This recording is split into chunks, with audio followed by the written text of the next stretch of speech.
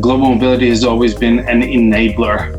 So this means that we are not the core business most of the time, especially if you're in-house professional. We enable the operations, and this is at the end of the gist of it. We help the operations take place. We help them they take place very quickly and compliantly. Global mobility for a business is a chance, because thanks to global mobility they can discover new markets, send people there, set up businesses there. Global mobility plays a very critical role in an organization, as it enables the business and the organization to place right talent and at the right job, which helps the organization to achieve the overall objectives. And secondly, global mobility for the employee means a fulfilling career, and definitely an international assignment is a motivating factor for an employee, as he or she gets an international work experience and also opportunities for personal development. Say 200 that we call a medium assignee population. If you think about 200 people, it's a lot of people. So if you want to track everything about them, basically all the details, all the movement, it takes a lot of tools and people and Excel tables, phone conversations and emails. So it's already enough to be like a huge set of data that you have to handle, and also to keep the personal touch for like 200 employees. It's a lot, but still, if you compare it to the whole company, like let's say tens of thousands of people, it will always remain a small population. So I think the challenge with this staying in the medium category for let's say 200 employees, to make sure that your company understands that the importance of global mobility and the importance of this small group of people who are really a small group compared to the whole company, but still the job that you have to do with them, it's huge, and also the importance of these people is special. I've actually had to deal from small, medium to large assignee populations in the 10 years I've been here. I think every policy and every program is suited to the demographic of the assignees that we are moving, even permanent transfers. And when it comes to small, usually it's designer fit, so you have lesser people to deal with, so you have a little bit more flexibility in the way you manage it. Whereas if you're dealing with a large program, then there needs to be consistency. You need to be very stern on exceptions, because the moment one person gets an exception, I don't know how many thousand people are going to ask for the same thing. So there's a lot more control that's needed with a large policy, so that they adhere to it, versus where if it's small or medium, then it could be because also there's a cost impact. Sometimes companies do not want to invest as much into mobility or moving people across borders, and therefore they keep their program small and very niche to a very selected group of employees within the company. And therefore it's different in each company, in each industry. You just have to learn more about it and then tailor the policy and the programs and the benefits to that particular direction.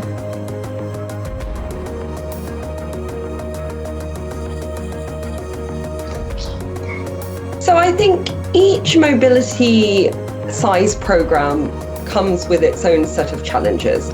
Where you have programs that are under 100 people, for instance, and we're saying, okay, small size programs. Is it because they're small size programs that we're managing everything in-house? Are we therefore not providing the best employee experience to our employees? Are we also, when we're looking at vendors, so if we decide actually we're not going to do this in-house for a small size program, are we getting actually the best prices from the vendors? Most probably not, because the size of the program is small.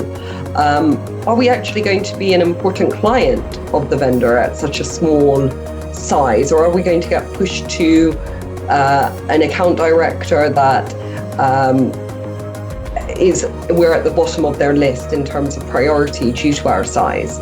So I think small size programs have those problems in terms of getting that credibility with the vendors to make sure that they're top of mind in terms of program size, and getting the treatment that they want in terms of moving their population, but also taking it all in-house can be problematic as well. And providing that employee experience from an in-house perspective can also be problematic. If we look at a middle-sized program and we think about the problems there, so middle-sized programs become too big potentially to manage solely from an in-house. You would lose that ability to have the strong touch points with the employees throughout their life cycle from an in-house team size potentially, or capabilities. But if you take your middle-sized program and you stick it with vendors, again, you're potentially not going to get the best rates as larger size programs. You're going to get better rates than smaller size programs, but you're not going to be the number one priority for your vendors per se. Although you're beginning to get more traction and to be able to negotiate more items within the vendor spectrum. It's almost like, to get a balance for a mid-sized program, you want a really good hybrid approach between in-house and vendor. If you look at a large size program, so difficulties with a large size program is it would be impossible to manage solely in-house. You almost wanted a vendor that is going to become an arm of you as an employer to help you manage this large program. But by doing that, you're relying on a vendor, you're putting all your eggs in one basket potentially. And it's almost like if something doesn't work with the vendor, or there is something that falls down, how quickly are you going to be able to take action on your program and ensure that the employee experience stays top of mind? How quickly are you going to be able to move that across, if you needed to a new vendor? Or how are you going to be able to manage effectively all of the different SLAs and the surveys and the negative feedbacks, where you're taking that arm of your function and handing it over to a vendor? So I think with all program sizes, there are negatives that need to be looked at in terms of how you manage it. When we're looking at sizes of global mobility teams versus volumes of assignments and moves, permanent moves, the practicality of a two-man team being able to handle a global mobility program that has thousands of assignees and 500 moves a year. I mean, yes, you could be working through an RMC, but there's still some heavy lifting on the back end of things internally that need to be done. That's, from a health and mental well-being perspective, is not going to be practical for any company. You're gonna have burnout. You're going to have employees that are health-wise, they're going to get sick. So I think it's from a practicality perspective, it's definitely not practical. And on the opposite end of things, you also don't want an overflow of talent of global mobility professionals on a team for a program that is only 50 people in permanent moves and 20 people in assignments large.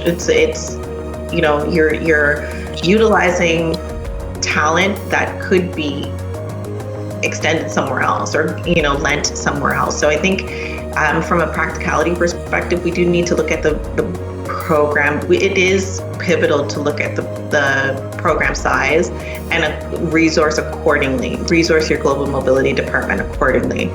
And then again, because the risk of burnout is huge, right? When you have a big program and a small global mobility team, and then vice versa, like you've got too many people doing one thing if you've got the opposite end of the spectrum. So I think we just need to balance it out practically by looking at our programs realistically. what I like is to have this general policy, but that can be applied in different circumstances. So in a general policy, you can have different, let's say 3 or 4 groups of possibilities. Then you can work that better. So you can attain to that global policy. And I used to have a manager who said, think global and act local. So if your policy can do that, you're going to be on the other side.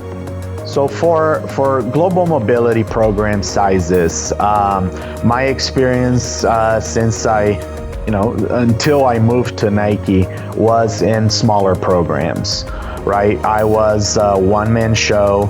I ran the program. I consulted and dealt directly with the employees, with the leaders, and then really trying to understand what is the true need from a program benefits policy perspective to the business, and of course also trying to understand what is their budget limits, and trying to find that happy medium between cost and customer experience. I think that's probably the biggest thing that a program leader will need to make that assessment. That's on the smaller program size.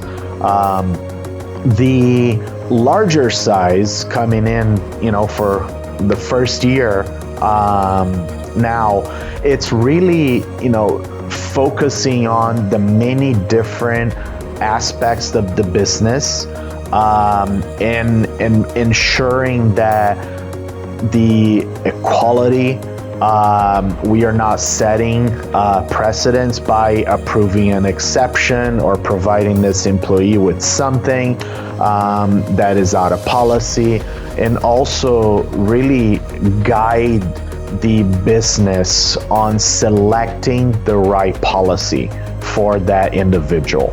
And that's the piece that I really love is just working directly with the HR leader, with the business leader on selecting the policy, and moving it through and helping the business to grow. The interesting thing about global mobility work is regardless of the size of the employee population, whether it's 5 or 5,000, the amount of work that you do is about the same. So I've worked in organizations where I had about 1,000 US expatriates outside of the US, and I've worked in organizations where I had 5. And I keep just as busy on either one of those.